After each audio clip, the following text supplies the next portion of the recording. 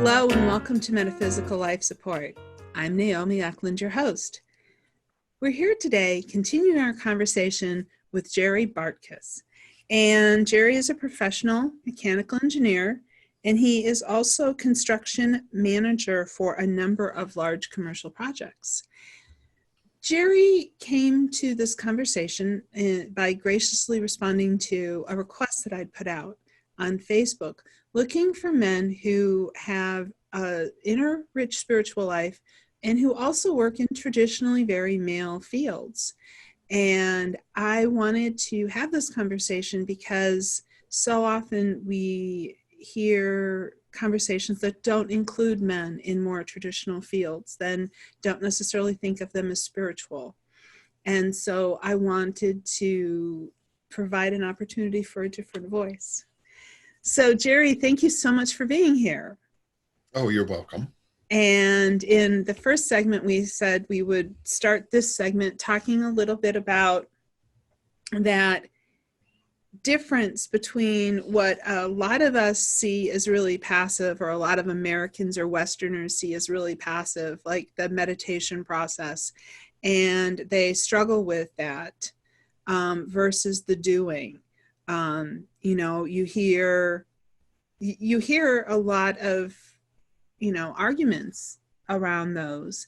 And for some people who are very Western in their point of view, they struggle with the idea of sitting so much or being so passive. They see it as passive. So could you tell me a little bit about your experience or feelings on that?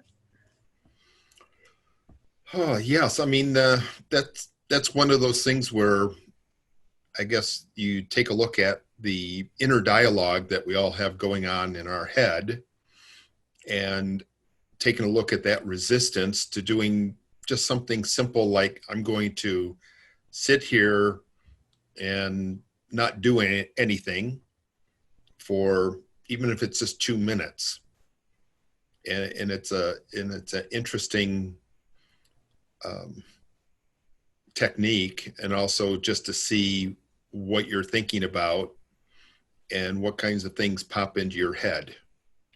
Not that you have to control them to force yourself to sit there, but just to sit there and say, well, what happens? But I think that over the course of time, as you become more acclimated to sitting longer and meditating longer, that it becomes easier. But at the same time, you still have those things that pop in your head. It's not like they go away. Maybe for some more advanced people it does, but for most of the information that I've heard from different teachers is that it still goes on, that we all have different levels of learning. So even as a beginner, you have a certain amount of things that pop up for you and things that you feel like you need to address. But even as you progress, you still have those different things that come up, and it's still very much a process to go through. So one of the things that I found is that in our schools, we are taught what we're supposed to know, not taught the learning process. And I found that was counter to having a good meditation practice. Sort of like this idea of, or when I'm starting to walk somebody through a meditation and they're like 2 minutes into it and they're like, okay, yeah, fine, I breathed, now what? Mm-hmm. We have this expectation of an activity, this expectation of an action or a result. Mm-hmm. So for you, looking back, I agree with you, it's a process, but if for you looking back, what are some of the results that have occurred from allowing the process to do its work?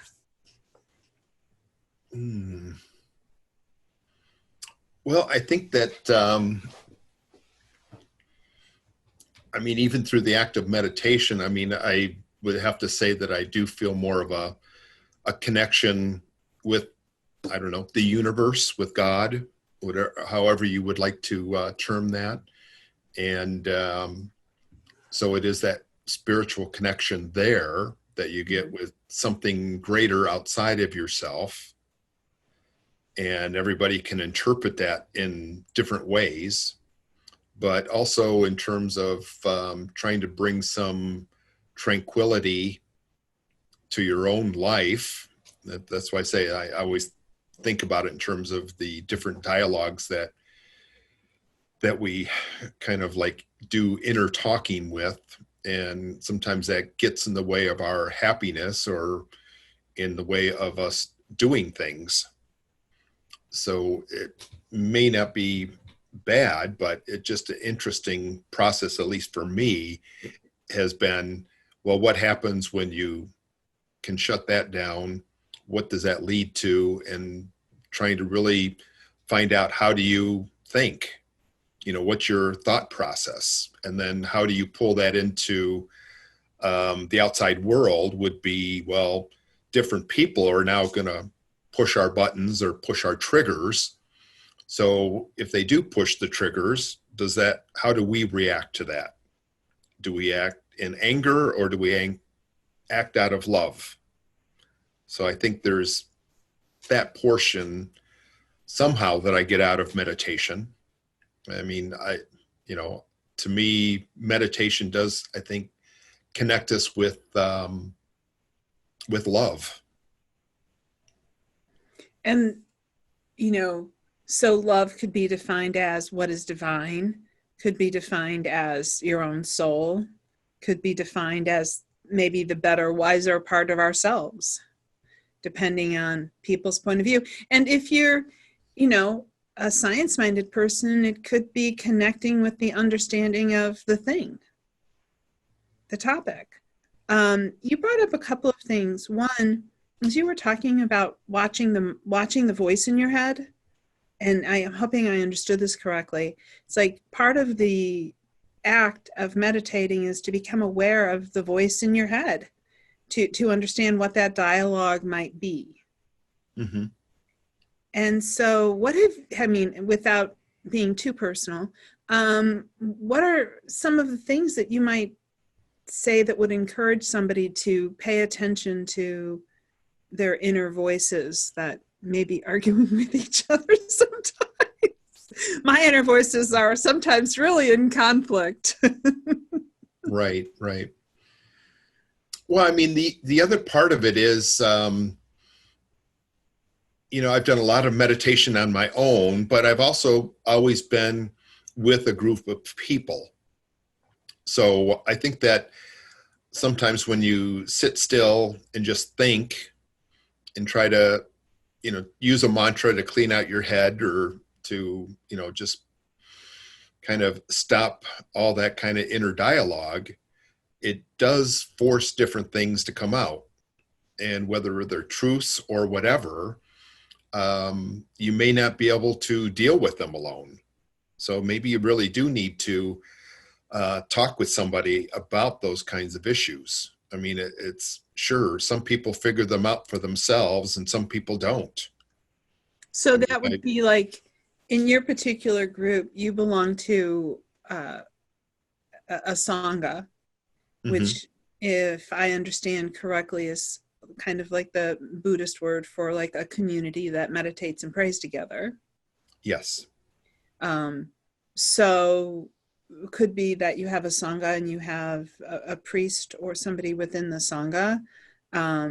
I know that for some people it's having a counselor or a coach or somebody, maybe if you do have a religion, a priest. So what I'm hearing is that you're encouraging people to talk about the things that they're discovering inside of themselves and not try to just kill all their thoughts. Correct. And I think that through meditation, that certain issues will come up that, that I think most of us as humans just need some help with. Maybe it's a different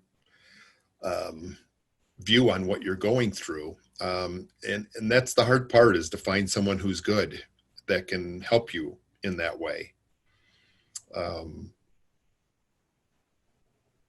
I mean, I've met some priests that are very, very good and some that are not so good.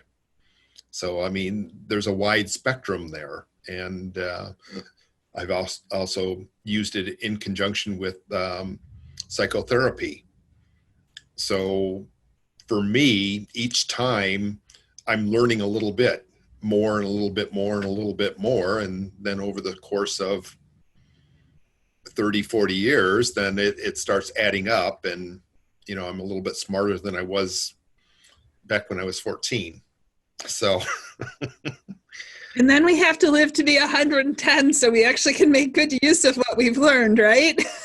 yes, yes. But then, you know, you get all the interactions with people.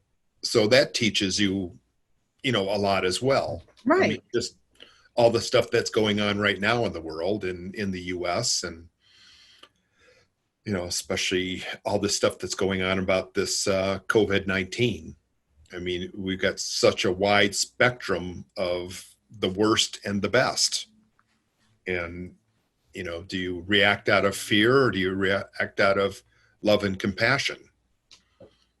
You know, how do you bring that into, you know, your everyday life? And, you know, we were talking about that in terms of the work world. I mean, it's the same kind of thing. Well, and I think that I want to talk about work as well. And I also want to talk about this passive state.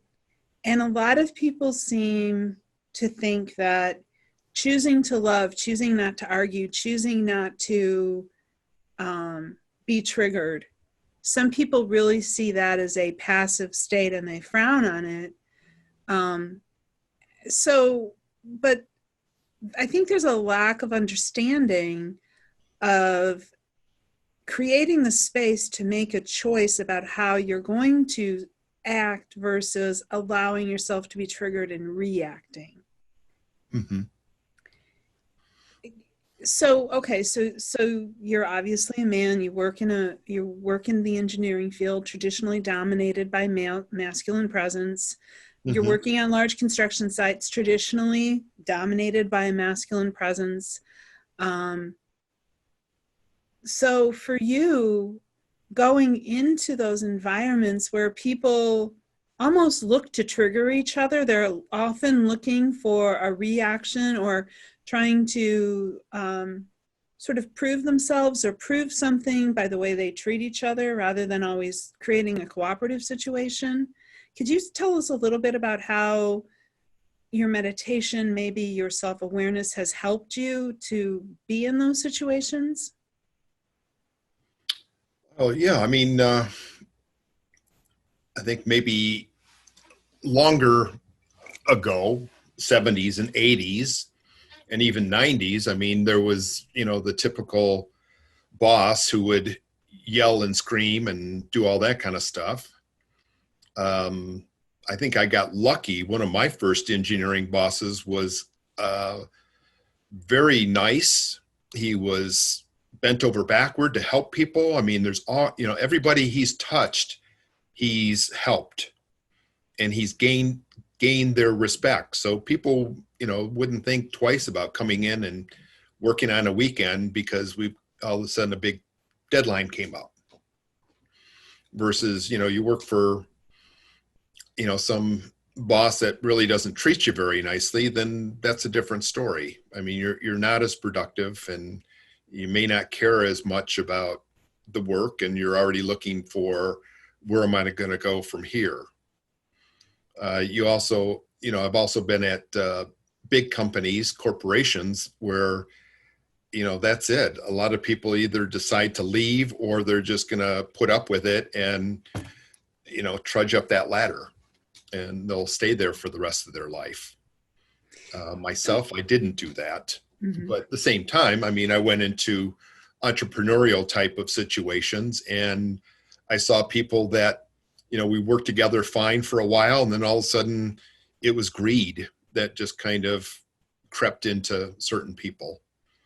And then also having to deal with more of the type A personalities again that come up every once in a while, and they're right and you're wrong. And it's kind of like, again, not trying to get triggered into feeding that kind of frenzy, but just to keep on working. And again, I think in most cases, people either say, well, I've got to put up with this, or I leave. So right there, I mean, that's the jumping off point, is when you're in a situation and you are aware, and this is something I've worked with a lot in my life, so you're working with an awareness of, you want to be accepting, you want to be loving, you want to not react, and yet you see an injustice, or you see things that are very concerning to you. Some people would say that the way the people who meditate or snowflakes, or whatever people want to call them, just sort of move away from the problem. Is there a time when you're ever guided to go in and solve the problem, but do so without screaming? Oh, yeah. I mean, I would say that if I expressed a certain amount of anger on my job site, or even at home, people are surprised. I mean, it does happen. I mean, I'm not perfect, but every once in a while, it just like, what were you thinking? Kind of thing, more than, I hate you personally. I just hate the situation. I mean, I also had had to deal with alcoholics and drug abusers. And it's kind of the same way. I mean, that is a very trying situation in terms of how do you approach it. And afterward, it's kind of like, well, did I really do the right thing? Or what was, that's the hardest one, I think, for me. I mean, it's not necessarily work related, but it's very similar. So let's continue this part of the conversation in the next segment, because we're right at that perfect place for a break. Okay. So we'll be right back. Thank you, the viewers, for watching Metaphysical Life Support. I'm Naomi Eklund. Please remember to like, view, comment, and subscribe. That's the way we get to continue to bring you interesting videos. The point of Metaphysical Life Support is to create an opportunity for a conversation, for people to inspire each other, and to share ideas about tools that help us get through this life in a more joyful way. Thank you so much.